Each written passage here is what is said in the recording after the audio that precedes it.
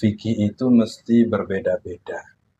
Maka ketika ada perbedaan, saya menyarankan perbedaan itu tidak keluar daripada 4 madhab. Ya, kenapa? Karena selain dari 4 madhab, ini laisal mudawwan, tidak dibukukan.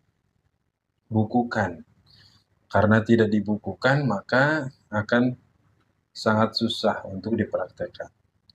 Nah, selain daripada tidak keluar dari 4 madhab, juga tidak boleh ada talfik, mencampur pendapat dari beberapa madhab dalam satu qadhiyah.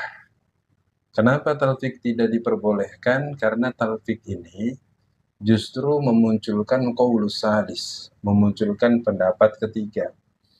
Dalam hal ini semisal dalam praktek wudhu menggunakan Syafi'iyah, batalnya menggunakan Malikiyah.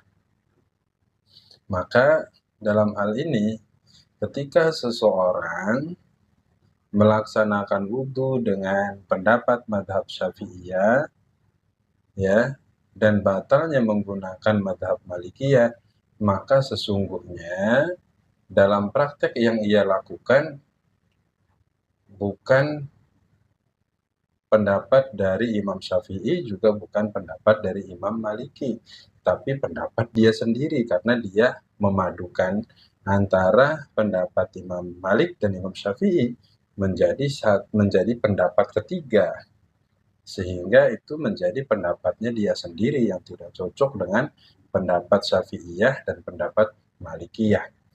Karena kalau kita melihat daripada pendapatnya Malikiyah dalam membasuh kepala, mengusap kepala, itu tidak cukup dengan sehelai rambut. Sedangkan Syafi'iyah cukup. Nah, jadi kalau mengikuti batalnya Malikiyah, ya wudhunya harus Malikiyah. Kalau mengikuti batalnya Syafi'iyah, ya wudhunya harus Syafi'iyah. Contoh begitu. Termasuk juga dalam permasalahan ibadah yang lain.